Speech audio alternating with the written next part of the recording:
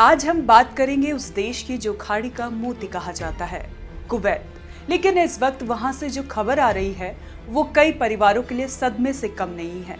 Kuwait की लामा हर रोज की तरह जिम गई। बाहर निकलते हुए उन्होंने जैसे ही कार्ड स्वाइप किया वो फेल हो गया। बैंक कॉल किया तो पता चला खाता फ्रीज हो गया है। वजह पूछी गई तो जवाब मिला, अब आप कुवैत के नागरिक नहीं रहे। लामा का दिमाग सुन्न पड़ गया। 20 सालों से वहां रह रही, कोई गुनाह नहीं, कोई केस नहीं, लेकिन अब अचानक कहा गया आप इस देश की नहीं रही।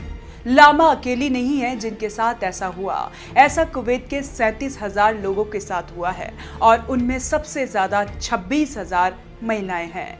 वो महिलाएं जिन्होंने शादी के बाद कुवैत की नागरिकता ली थी। अब अचानक सरकार ने कहा आप कुवैती नहीं हैं।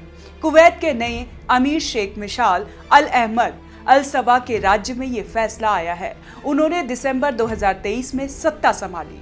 उसके कुछ ही महीनों में संसद को भंग कर दिया, संविधान का हिस्सा सस्पेंड कर दिया और अब ये नया कदम नागरिकता की सफाई।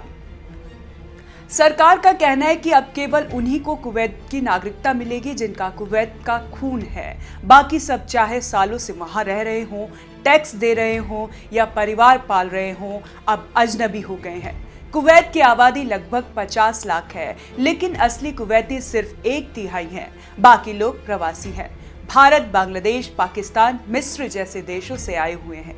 काम के लिए आए, व्यापार के लिए आए, कुछ ने यहीं शादी की और बस गए। लेकिन अब सरकार कह रही है जो असली है वही रुकेगा और जो नकली है वो बाहर जाएगा।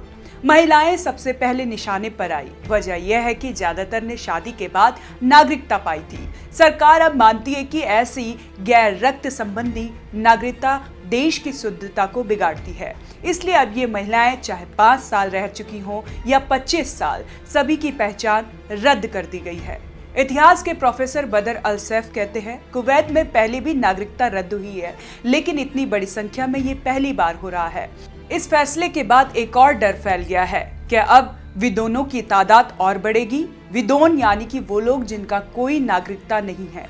आज से नहीं, 1961 से ये लोग कुवैत में रह रहे हैं, लेकिन कभी पहचान नहीं मिली।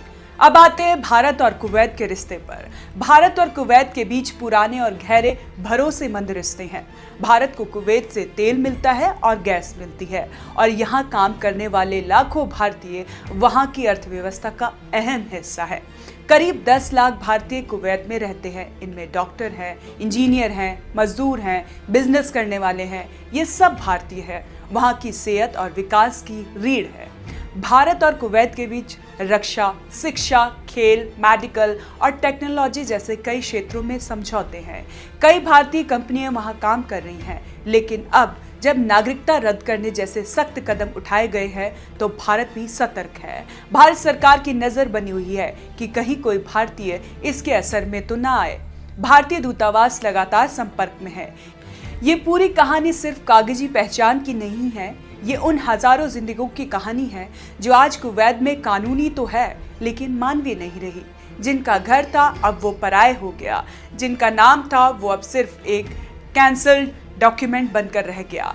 क्या ये सब देश को सुरक्षित और शुद्ध बना रहा है या फिर ये एक ऐसी शुरुआत है जहां इंसान की कीमत कागज से भी कम हो गई है? आपका क्या फैसला है? हमें कमेंट कर जरूर बताएं और देखते रहें one nation one group news.